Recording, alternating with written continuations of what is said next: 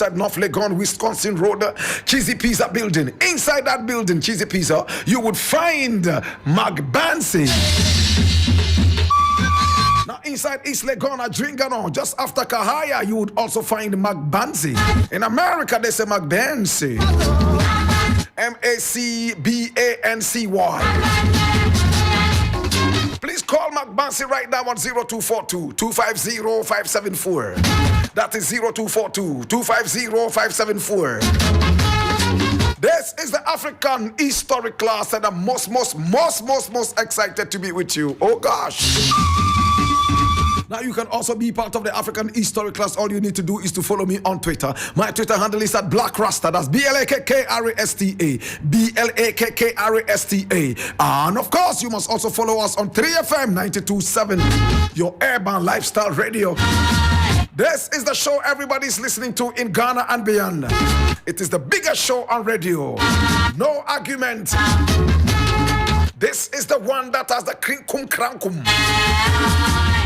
The one that waves. The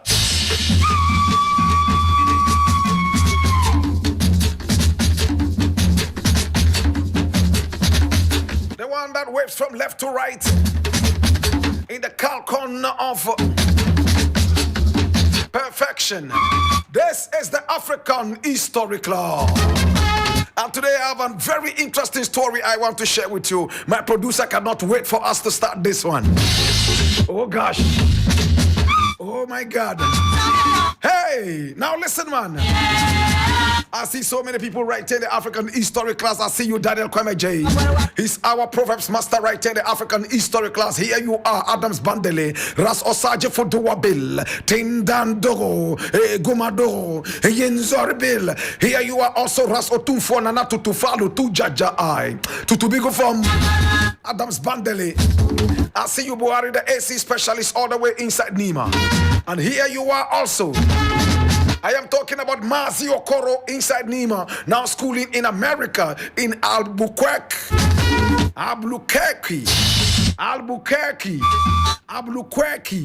right there in New Mexico. He's going to be graduated on Friday. Mazi Okoro, thank you so much for joining us all the way from Albuquerque in New Mexico, in America. Many more people right here in the African History class. See who I see. Former President of the Republic of Ghana, John Dramani Mahama. Former First Lady of the Republic of Ghana, Nana Konadu Ajiman Rollins. With a standing ovation. Everybody up on your feet. Let us celebrate our people. Here we are. Zulus. Okay. Are you ready? Everybody up on your feet. Everybody in the class. Everybody up on your feet. Let's do this. Are you ready? Everybody up. Okay. Watch me. Okay. Watch me. Let's go. And up and down. And up and down. To the left. To the right. To the left. To the right. To the left. To the right. To the left. To the right. And down. And up. And down. And up. Up. Up. Up. Up.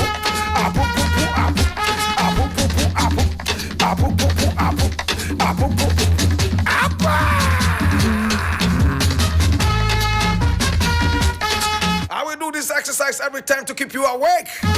Today we're going to have a very interesting class, and I want to say thank you so much. Our class is going to last only 7 minutes. This is the African History Club. And my name, Blakk Rasta. Many more people in the class. I see you, Lawyer Tadio Sori, Ghana's #1 lawyer. I see you, Your Lordship Yoni Kulendi, Judge of the Supreme Court of Ghana. Here you are also smiling at me. I know what you want. Kaylin Kokoke. I see you, Mother Sobur. Here you are also. Hey, David Abun Keka. David Abun Keka. I see you, Awim Bora the Kebab man. He says Chibab. And we say kebab. He says chibab. I say I sell chibab. Okay. I will borrow the chibab man. Thank you so much for joining us. And today we have King Ayusoba in the house. I want to cheer you, my father. Today is today. This is the African History class. And I want to say thank you so much. I do appreciate you. Hey, who is this in the class? Black Sharif. Thank you so much for joining us, Blakk Sheriff. And he just walked into the class with PSCA. Esther PSCA. Thank you so much for joining us. We do appreciate you. Hey, today's class is so hot. See who just entered the class. Moses for money. Moses for money. Now, this is the African history class, and my producer is very happy. He is sitting everybody right at the right place, man. Now we have to close the door. Nobody else will come into the class because the class is full. Whoever is coming into the class must watch from the windows. This is the African history class. And I'm most excited to be with you. My name Blakk Rasta. Today we are going to look at the Magun. The Magun of the Yoruba. Magun. Repeat after me. Magun. M-A-G-U-N is Magun. I'm most excited to be with you. Oh my God, have mercy. But remember today, several years ago, African people put themselves on the map of history. This is what is referred to as today in African history. Let's look at some very interesting events that happened today, several years ago. Now today in African history, today in 1858, John Brown held anti-slavery convention. Oh my God. And it happened today in 1858. Now this anti-slavery convention was attended by 12 whites and 24 blacks at Chatham in Canada. The escape was what was discussed, my brother, my sister. How slaves could escape even if they were not given their freedom. And today in 1910, Mary Lou Williams was born. It's the birthday of Mary Elfrida Scrops, who later got known as Mary Lou Williams. She was born today in 1910, a year after Kwame Nkrumah was born. Oh my God. And today in 1915, the death of Henry McNeil Turner, 82, the first black chaplain in the U.S. Army and the AME bishop. Oh my God, he was an AME bishop and was the first chaplain in the U.S. Army. He died today in 1915. 6 years after Kwame Nkrumah was born. And today in 1925, Afrikaans became the official language of the Union of South Africa. There was a protest several years later which had some people shot. My brother, my sister, today in 1925, the Brotherhood of Sleeping Car Porters, the trailblazing Black Labor Union, was organized by A. Philip Randolph. Oh my God, what an interesting thing today. My brother, my sister, many more things happen today, and I just want to share that with you. Now, today in 1999, yes, the 8th day of May 1999 marks the massacre at Sirtif, Algeria, which took place in 1945. Yes, in 1945. Now the French troops left one of the unforgettable memories of the Algerian people's struggle. 45,000 people were killed. 45,000 people were killed. In fact, now today we remember this thing that happened in 1945, and it was heavily commemorated in 1999. This is the African history class, and my name Blakk Rasta. This is it.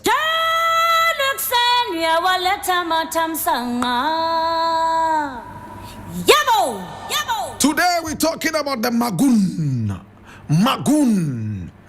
or the Thunderbolt. Magun, M-A-G-U-N. Now, what is the Magun? We are looking at the traditions and festivals of Africa. And today is the 10th of the Yoruba. Now, the Yoruba people are a very great people with a checkered history. In fact, they form the majority right there in Nigeria. Yoruba is a language that is widely spoken. And Yoruba has its roots all the way in so many different African countries apart from just Nigeria. Now the Yoruba people are a tradition-loving people. Now the Yoruba people are a people of great honor and respect. Now the Yoruba people are one of the most religious and spiritual people of the world. The Yoruba people, my brother, my sister, are a people who love their tradition and at the same time their cultures, and they will do everything possible to own up and also to protect and preserve their culture. They are just like the Ashanti people of Ghana. My brother, my sister, today we're talking about the Magun. amongst the Yorubas. What is Magun? Now, amongst the Yorubas, it is most unfortunate, and it's also a curse. In fact, a curse that can only not befall the family that is offending, but also the whole community, and also the whole land, Yoruba land. What is this curse? Is the curse of infidelity in women. Now, when a woman decides not to be faithful to her husband, and she sleeps with another man in Yoruba land, this is not just a case of divorce, but the woman could be excommunicated, or better still, banished for good. In some cases, her children are even banished with her. It is the most shameful thing for a woman to do in Yoruba land. Now, students, is it the same thing with men? No. A man in Yoruba land can have as many women as possible according to the Yoruba tradition. A man in Yoruba land can sleep with as many women as he wants. It is not necessarily a taboo. It is a moral issue. But when a woman sleeps with a man outside her marriage, it is a big case. It could stop the rain from falling. It could make plants die. It could make the river run dry. And it could bring a lot of pests and other calamities on the land. So amongst the Yoruba, infidelity amongst women is held very high on the ladder of punishments. Now, when you go to South Africa, amongst the Zulus, it is the opposite. A man can have as many wives as possible amongst the Zulus, but promiscuity, or better still, infidelity amongst Zulu women is not so much of a punishable offense like it is amongst the Yorubas. Amongst the Zulus, it is also permitted for the brother of the husband to enjoy the wife of his brother in some very rare cases. So infidelity amongst Zulu women is not taken as seriously as amongst the Yorubas. Today we are talking about Magun. Are you ready for Magun? The Yorubas call it Magun. Magun. Magun, or the thunderbolt. Now, what is the Magun? Now, every Yoruba woman who is getting married must know that that is the end of her infidelity. Once she gets married, if she wants to cheat on the husband or sleep with another man outside her marriage, first and foremost, she must get divorced. And when you are divorced, then you can go ahead and sleep with any other man you wish. But whilst in your marriage, there is no way you can sleep with another man. So the Yoruba people have something they call the Magun. M-A-G-U-N. And the Magun is a black ointment made from different herbs. And normally it is the herbalist who brings it. In our part of the land, we call him the Juju man. The day that the woman is married, they will smear this thing around you without you knowing. Now the Magun is smeared around the woman when she is asleep on the first day of marriage, before the husband even touches her. Now, it doesn't matter if Magun does not touch every part of the body. In fact, it should touch a large part of the body. So the husband must wait for the wife to fall asleep. And she normally would fall asleep because on the day of her marriage, she's made to be really exhausted. So when it comes to the night, she is supposed to go to bed and sleep well. Now, some husbands may not do it on the first day, Because most of the women suspect that, or they know that it normally happens on the first day. So they refuse to sleep. So the husband can choose to do it on the third day or any other day that he deems fit. And it is a very important thing amongst the Yorubas. What does the Magun do? Now, after the man has done it, he can go to sleep. He can travel to any part of the world for as long as he wants. The woman must stay very, very true to him and faithful to him. If she sleeps with any other man, their genitals are going to lock.